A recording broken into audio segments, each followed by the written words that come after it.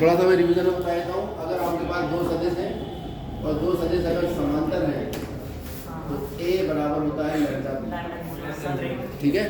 अगर दो सदिश लंबवत हैं तो उनका डॉट प्रोडक्ट होता है 0, ठीक है। और दो सदिश अगर समांतर हैं तो इनका क्रॉस प्रोडक्ट होता है, क्योंकि समांतर है दोनों के बीच में कोण होगा 0, क्योंकि A डॉट B हम आपको बता चुके हैं। एक बार में देख लीजिए जो बच्चे नए आए, A mod B mod cos theta, A cross B निकालते हैं, A मॉड B मॉड, और ये आता है sin थीटा, और साथ में आता है n कैप। ये n कैप क्या है? ये n कैप A और B दोनों के लंबवत एक वेक्टर है। तो कभी कभी सीधा सीधा कहता है कि दो वेक्टर दिए A और B, इनके लंबवत वेक्टर निकालो। क्या निकाल दोगे? A cross. चलिए अब हम सवाल देख लेते हैं।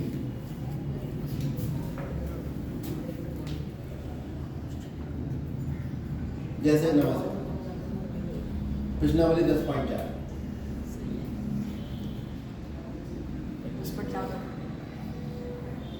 ये कह रहे हैं आपके पास एक त्रिभुज है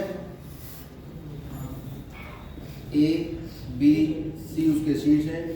बहुत ध्यान से समझेंगे इस प्रश्न को।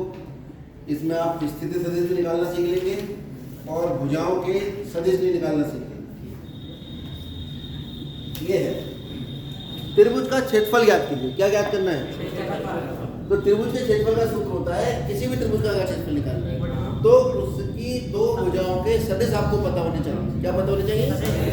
और सीधा सीधा फॉर्मूला आ जाएगा A क्रॉस B गुणा 1/2, A क्रॉस B का मॉड गुणा 1। यहाँ क्या क्या सीखेंगे हम? पहले तो हमने देखा कि यहाँ केवल बिंदुओं के निर्देशांक दिए, इसका मतलब हमें दिए स्थिति सदिश OA। कितना आ जाएगा? I plus J plus K। ये I J K क्या है ये भी समझ लीजिए।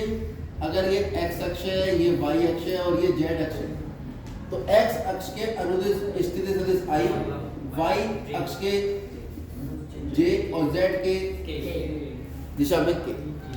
और ये जो I J K है ये है इकाई सदिश। इकाई सदिश क्या होते हैं? ऐसे सदिश जिनकी लंबाई 1 हो या जिनका परिमाण 1 हो। इसका मतलब I जो है उसका परिमाण निकालें, J का परिमाण निकालें या K का परिमाण निकालें, तीनों का परिमाण कितना है?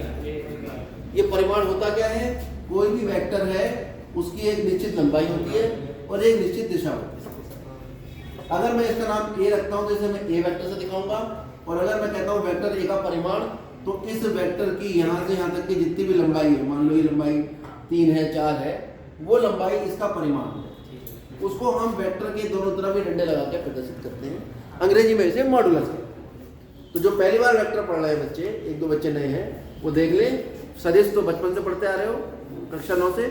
एक वेक्टर है, सदिश है, जिसकी कोई ना कोई निश्चित लंबाई है, दिशा है, उसे हम किसी स्मॉल लेटर से प्रदर्शित करते हैं, उसके ऊपर डंडा लगा देते हैं, मतलब सदिश हो गया, ठीक है। और अगर इसका हम मॉड निकाल दें तो वो इसकी लंबाई है। चलिए अब हम देख रहे हैं बिंदु, किसी बिंदु का निर्देशांक अगर हमें दिया है, उस बिंदु का स्थिति सदिश क्या हो? जिस बिंदु का निर्देशांक हमें दिया है उसका क्या निकालेंगे हम? स्थिति सदिश। स्थिति सदिश क्या होता है? अगर ये मूल बिंदु है और ये एक बिंदु है जिसका निर्देशांक मुझे पता है, तो अगर मैं इस बिंदु को मूल बिंदु से जोड़ दूं तो मूल बिंदु से यहाँ तक की जो दूरी है वो तो इसका परिमाण हो जाएगी, और मूल बिंदु से यहाँ तक जो ये सदिश बना उस सदिश को कहते हैं स्थिति सदिश। हर वेक्टर का एक इनिशियल पॉइंट होता है और एक फाइनल पॉइंट होता है, तो स्थिति सदिश का इनिशियल पॉइंट हमेशा मूल बिंदु होता है। इसीलिए बिंदु A का स्थिति सदिश मैंने कहा OA। ऐसे ही OB निकालेंगे, कितना आ जाएगा? 2i 3j plus 5। ऐसे OC निकालेंगे, I plus 5j plus I J K X Y Z दिशाओं के अनुदिश इकाई। तो हमने ये तीन बिंदुओं के स्थिति सदिश निकाल दिए, ये मूल बिंदु के सापेक्ष है। अब क्योंकि हमें त्रिभुज का क्षेत्रफल निकालना है, उसका सूत्र हम पढ़ चुके हैं, 1/2 दो भुजाओं का सदिश गुणा का परिमाण गुणा 1/2। तो पहले हम भुजाएं तो निकाल लें, तो पहले हम निकालते बी ए का स्थिति सदिश पता है मुझे, बी का स्थिति सदिश पता है, मुझे निकालना है किसका? A B. ए बी का स्थिर सदिश अगर आपको निकालना है तो वो स्थिर सदिश आएगा बी ए निकालना है ना, तो वो आएगा ओ ए माइनस ओ बी। अगर दो बिंदुओं को मिलाने वाले रेखाखंड का स्थिर सदिश निकालना है, वो सदिश निकालना है, दो बिंदुओं को मिलाने वाले रेखाखंड का सदिश, तो बाद वाले बिंदु का स्थिर सदिश माइनस पहले वाले बिंदु का स्थिर सदिश। और स्थिर सदिश कैसे आता है? बिंदु के निर्देशांकों को आई जे के से गुणा करके जोड़ दीजिए, स्थिर सदिश निकल आएगा। अब ओ ए माइनस ओ बी निकालो, ओ ए माइनस ओ बी माइनस आई हो गया, इसमें से ये घटाओ, इसमें से ये घटाओ, माइनस 2j हो गया, इसमें से ये घटाओ, माइनस 3।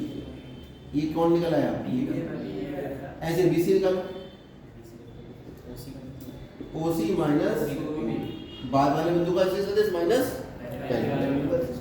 डायरेक्ट निकाल दो, OC ये है I minus 2i minus i, 5 minus 3 minus 2j, 5 minus 5 रुक जाओ, प्लस है बिल्कुल, यहाँ फिर ये प्लस का बचना चाहिए। ओ ए माइनस ओ भी कर रहे हैं ना यहाँ पे, ओ ए माइनस। क्लियर हो गई बात? अब निकालेंगे त्रिभुज ABC का क्षेत्रफल। त्रिभुज ABC का क्षेत्रफल का अगर हम सूत्र लिखें, वो होता है 1/2 मॉडुलस इसका भुजाओं, भुजा कौन कौन है इसकी? BA क्रॉस, यानी अब मुझे निकालना है BA क्रॉस BC। BA का मान कितना है? एक बार फिर लिखिए, BA का मान है मेरे पास माइनस आई माइनस 2j माइनस 2, और BC का मान है आपके पास माइनस आई प्लस 2j। हमें निकालना है BA क्रॉस, यानी अब हम सीख रहे हैं कि दो वेक्टर का क्रॉस प्रोडक्ट कैसे निकलता है। ये गुणा का निशान नहीं है, ये क्रॉस प्रोडक्ट का निशान है। सदिश गुणन क्या कहते हैं इसको? सदिश। कैसे निकलता है ये मैंने बताया था, modulus sorry determinant I J K।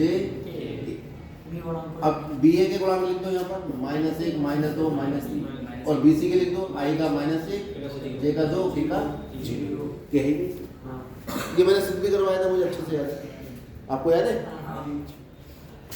तो अब इसे हम प्रसार कर लेते हैं। आई गुणा कैसे होता है प्रसार? आई वाला कॉलम गया, आई वाला रो गया, ये दोनों चले गए। अब इसकी गुणा इससे माइनस इसकी गुणा इससे, -2 गुणा 0 0, माइनस 3 6 माइनस का प्लस 6। अब उसके बाद आएगा माइनस का j, ये गया 0 माइनस -3 आएगा बेटा, क्योंकि माइनस माइनस हो जाएगा प्लस, और यहाँ माइनस आते ही आता है, प्लस के, ये गया -2, फिर माइनस का निशान, माइनस प्लस कितना आ गया 6i 3j ये क्या निकला? BA cross BA cross BC का निकालेंगे हम, क्या निकलेगा? वर्गमूल I के गुणांक का वर्ग प्लस J के गुणांक का वर्ग प्लस K के गुणांक।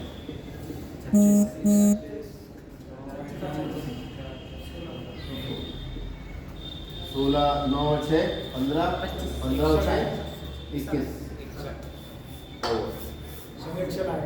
क्या है?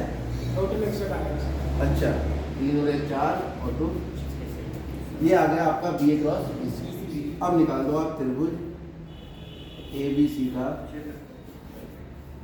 क्षेत्रफल था कितना? 1/2, और BA क्रॉस BC का मॉड कितना है? वर्गमूल 61 सेंटीमीटर, मात्रक या इकाई, क्योंकि हमें इसका मात्रक सेंटीमीटर मीटर किलोमीटर कुछ नहीं। समझ में आ गया? क्या क्या सीखा इसमें? दो बिंदु दिए हो, अब एक नंबर में ये आया था स्थिर सदिश निकालो, तो जो गुणांक है, जो निर्देशांक है उन्हें आई जे के से गुणा करके जोड़ दो, ओ ए स्थिर सदिश हो गया, बी का स्थिर सदिश हो गया। तो कभी कहता है कि ए बी को जोड़ो, इसका सदिश निकालो, तो ए बी का सदिश को ऐसे लिखते हैं बी ए या ए बी। अगर ए बी लिखते हैं तो ओ बी माइनस ओ ए लिखते हैं, बी ए लिखा है तो ओ ए माइनस।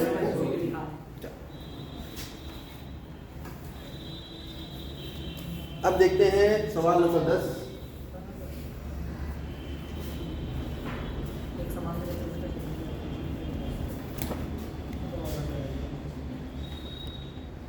बोर्ड ने काम बहुत आसान कर दिया आप लोगों का। अब आप अपना काम बस खुद ही मुश्किल कर सकते हो।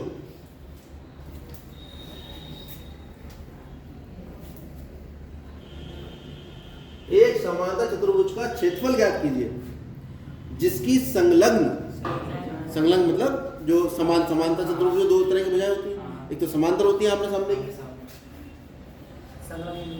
और एक संलग्न होती है जो एक ही बिंदु से निकल रही है। ये तो संलग्न भुजाओं के सदिश एक भुजा का स्थिति सदिश को उसने ए कह दिया है। कितना है? i माइनस जे प्लस 3, और दूसरे भुजा के सदिश को उसने बी कह दिया है। यह है 2i minus 7j plus k। और बात समझ आ रही है? इसका क्षेत्रफल ज्ञात करना। तो समांतर चतुर्भुज का क्षेत्रफल,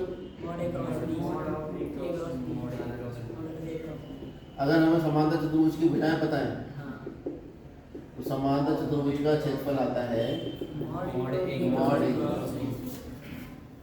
ये अगर थोड़ा सा मुश्किल करता है इसको तो ऐसे कर देता, कहता समांतर चतुर्भुज के तीन बिंदु है, 4 बिंदु दे देता। हम क्या करते, पहले इसका स्थिति सदिश निकालते, ओ ए, ओ बी, ओ सी, ओ डी, फिर हम निकालते ए बी, फिर हम निकालते ए सी, ऐसे ही, और फिर दोनों को बिल्कुल इसी प्रकार से गुणा कर देते। एक क्रॉस में कैसे निकलेगा भाई, हम सब जानते हैं,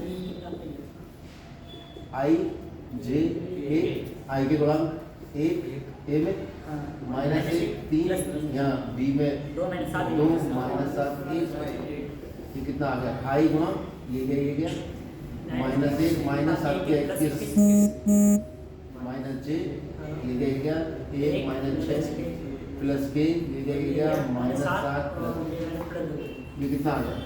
20 आई प्लस 5j और माइनस 5 के क्या निकला?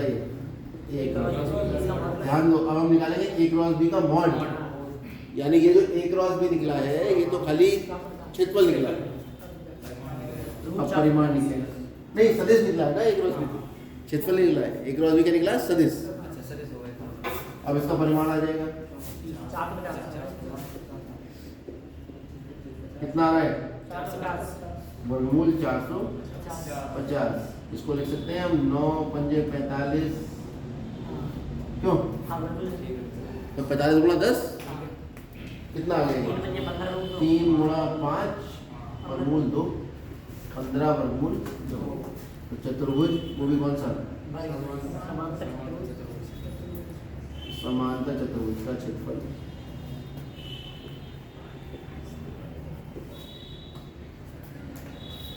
एक बटा 2 नहीं आएगा, केवल यही आएगा। त्रिभुज और समांतर चतुर्भुज में अंतर केवल इतना होता है, त्रिभुज का क्षेत्रफल होता है 1/2 ए क्रॉस बी मॉड, और चतुर्भुज का होता है ए क्रॉस बी मॉड। ठीक, 1/2।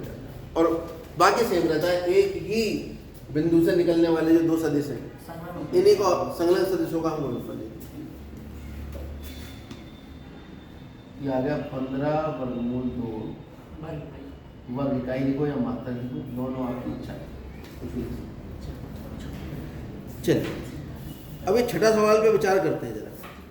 छठा और आठवां, ये दोनों विचारात्मक प्रश्न है, ठीक है? छठा और आठवां, पहले छठे पे विचार करते हैं। विचार किया किसी ने? तुमने कर लिया विचार? चलो बताओ। छठे का ये कह रहा है कि भाई ए डॉट बी 0 है और ए क्रॉस बी भी 0 है। सदिश ए और बी के बारे में आप क्या निष्कर्ष निकाल सकते हैं? भाई पहली बात तो ए डॉट बी 0 है, ठीक? ए डॉट बी 0 का मतलब अगर मैं यहाँ से थोड़ा विस्तार से आपको बताना शुरू करूँ तो इसका मतलब होगा mod A into mod B cos theta बराबर 0। शून्य सदिश है नहीं, होते तो वो कहता, और हुए तो नहीं हो सकता, कहा भी नहीं। तो अब यहाँ पर क्या स्थिति आई? स्थिति आई केस 1, या तो मॉड ए बराबर 0 होगा और मॉड बी नॉट 0। केस 2 या तो मॉड ए 0 होगा और मॉड बी भी 0। और केस 3 मॉड ए भी 0 होगा, 0 नहीं होगा और मॉड बी। ठीक है, तो ए डॉट बी अगर हमारे पास ये है। अब केस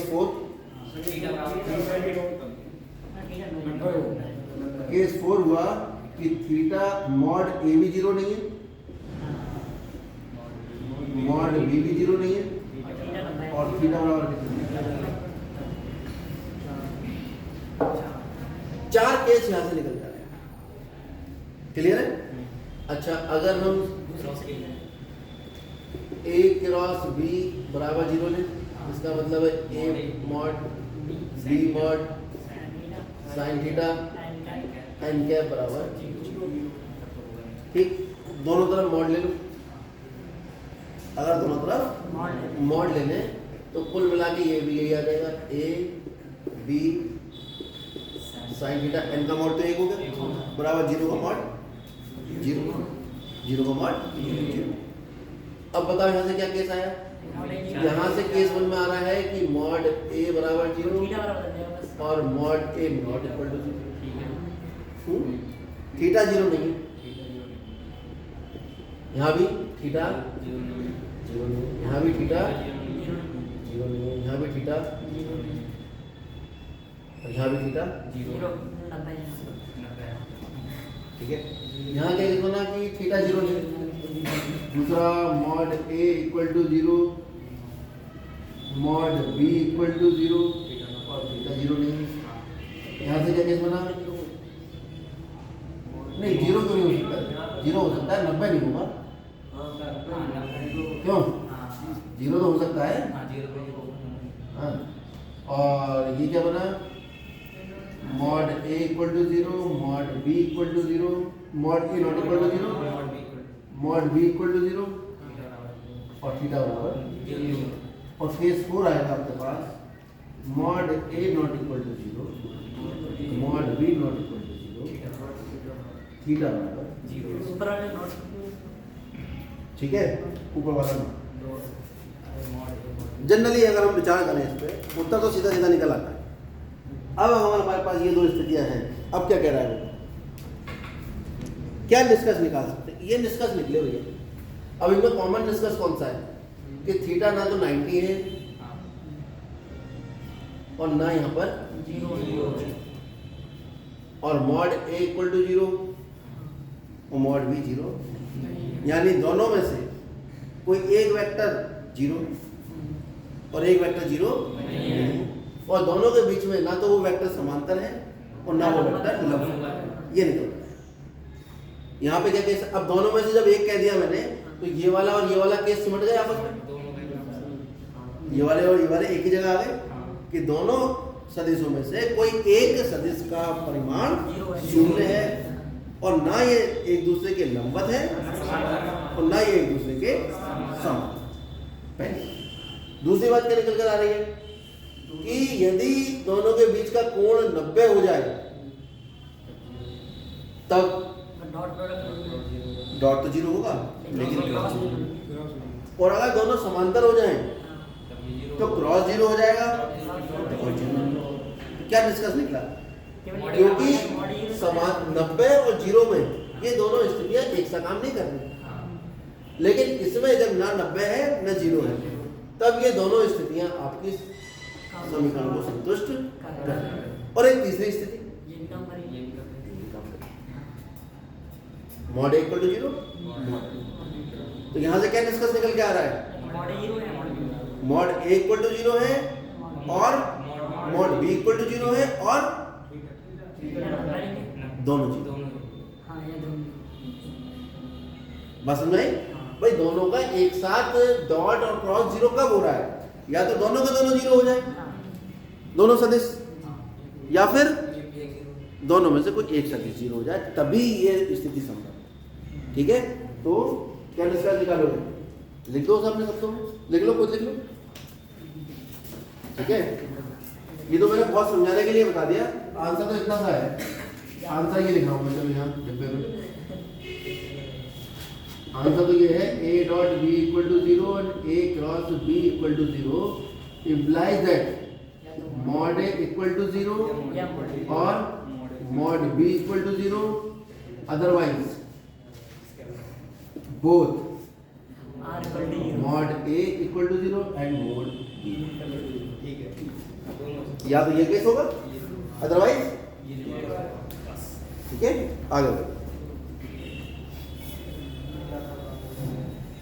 क्योंकि और लगा दिया, या नहीं कहा है, और कहा है। या कहता तो ये वाली भी स्थिति सही होती और ये और लगा दिया। अब इनमें दोनों में से निकालो कॉमन कौन सी स्थिति आ रही है। तो कॉमन तो भाई एक तो ये वाला केस आ रहा है, एक ये वाला केस आ रहा है। ठीक है, क्योंकि डॉट और क्रॉस दोनों एक साथ जीरो हैं, तो ना तो एक साथ वो लंबवत हो सकते हैं, ना एक साथ समांतर हो सकते हैं। अब बताओ जीरो होने का तरीका क्या बचा? केवल यही है कि बड़ा तरीका बचा है कि दोनों में से मॉड या तो जीरो हो या दोनों। चलिए आगे उतारो, इसको उतारो।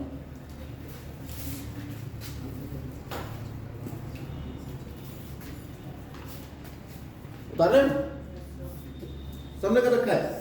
चलो बच्चे इंटेलिजेंट हो गए, लेकिन ज्यादा सवालों के चक्कर में ना पड़े, कंसेप्ट पे ध्यान दें पूरा। तो ये बता रहे हैं आज ऐसे विचार करवाएगा तुमसे एग्जाम में।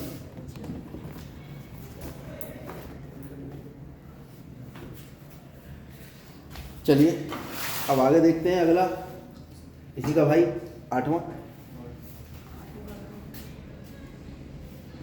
कह रहा है मॉड ए, नहीं खाली वेक्टर ए कह रहा है, वेक्टर ए इक्वल टू 0 अथवा वेक्टर बी इक्वल टू 0, तब ए क्रॉस बी इक्वल टू 0। क्या विलोम सकते हैं? अच्छा, यहां पर वेक्टर भी 0 हो सकता है। कोई परिमाण तो उसी का 0 होगा जो वेक्टर 0 होगा। किसी ऐसे वेक्टर का तो परिमाण 0 नहीं हो सकता ना जो वेक्टर 0 नहीं है। तो आप चाहो तो इसे ये भी लिख सकते, ये हटा भी दोगे तो भी चल जाएगा, क्योंकि किसी भी ऐसे वेक्टर का परिमाण 0 हो ही नहीं सकता जो खुद 0 वेक्टर नहीं, क्योंकि 0 वेक्टर अकेला ऐसा वेक्टर है जिसका इनिशियल और फाइनल पॉइंट एक जगह होता है, उसकी लंबाई होती नहीं है ना। तो चाहे मॉड लगाओ चाहे मॉड नहीं लगाओ, ये वाली बात ज़्यादा अप्रोप्रिएट है, क्योंकि उसमें फिर वेक्टर वाली बात छुप जाती है। चलिए,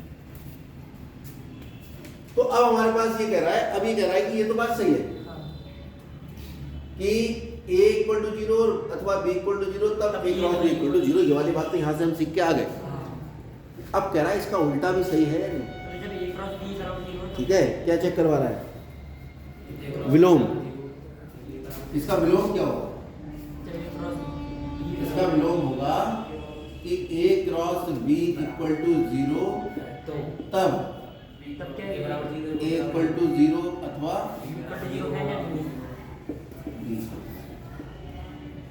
अब बताओ कि अब ऐसा उल्टा इसका संभव है। ठीक है, हम कहेंगे क्योंकि a cross b equal to 0, इसका मतलब है mod a mod b sine theta N cap equal to 0। If theta equal to 0 then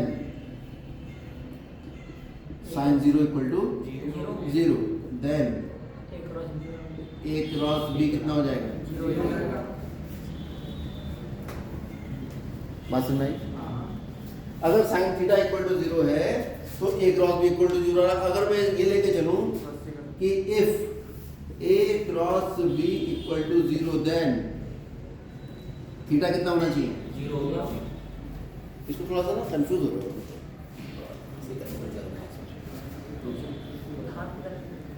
इसको ऐसे ना लेके ऐसे लो, क्योंकि a cross b equal to mod a mod b sine theta N cap. अब कहो if theta equal to 0 then A cross B equal to कितना हुआ, A cross B cross sine 0 into N cap, यानी कुल मिला के कितना हो गया, तो A cross B equal to 0 आ रहा है। कब आ रहा है, इफ थीटा इक्वल टू 0। ठीक है, तो इस ए क्रॉस बी 0 है तो हमारे पास रिजल्ट क्या निकल कर आ रहा है, थीटा बराबर 0। यहाँ से ये रिजल्ट निकल कर नहीं आया।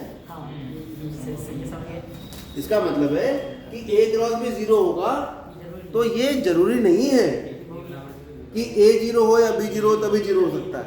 ये भी तो हो सकता है कि वो समांतर सदिश हो, यानी उन दोनों सदिश के बीच में कोण कितना हो, 0। अतः ए क्रॉस बी बराबर 0 हमेशा ए बराबर 0 या बी बराबर 0 नहीं होगा, क्योंकि थीटा बराबर 0 होने पर ए क्रॉस बी क्या हो जाता है, 0 हो जाता है। अतः हम ढूंढ सकते नहीं।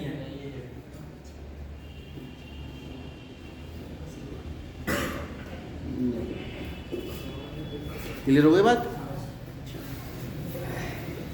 अब बताओ कौन सा बता दें।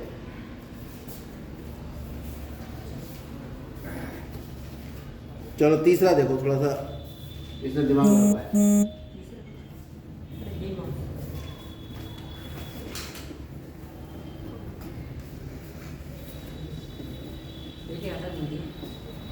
क्या बेटा, हाँ तीसरा देखो, इसमें बच्चे समझ नहीं पाते हैं घटक। कह रहे यदि एक मात्रक सदिश के, क्या कह दिया उसने, मात्रक सदिश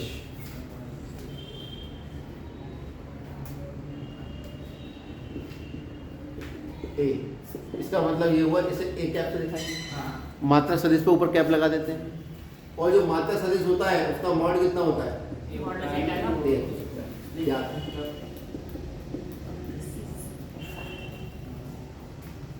आई के साथ π/3 कोण बना रहा है मात्रक सदिश से, जे के साथ π/4 और के साथ न्यून कोण थीटा बनाता है। ठीक है, तो इसकी सहायता से ए के घटक भी ज्ञात कीजिए। ठीक है, अच्छा माना ए बराबर हो गया a1i plus a2j plus a3। ये तो होता है, एक हमने वेक्टर मान लिया जहां a1 a2 bar a3 a के क्या है, आदिश घटक, व a1i a2j तथा a3 के कैसे घटक हैं, सदिश। इससे ज़्यादा तो नहीं समझा सकते, समझ में आ गया। जब भी कोई वेक्टर हमारा a1i plus a2j plus a3 के रूप में होता है तो a1i a2j a3 के ये सदिश घटक होते हैं, और a1i a2 a1 a2 और a3 ये कैसे होते हैं, अदिश घटक। क्लियर हो गई बात। अब आपको क्या दिया है, क्योंकि a व i के मध्य कोण कितना है, थीटा बराबर कितना है, क्यों, अच्छा इन्हें थीटा इसको कह दिया है तो अल्फा कह दिया, अल्फा बराबर। ठीक है, वैसे तो मैं इसे कोसाइन वाले मेथड से भी करा सकता हूँ, लेकिन वो अगले चैप्टर में करो ज़्यादा ठीक है। यहाँ पे अपना बेसिक पे चलो।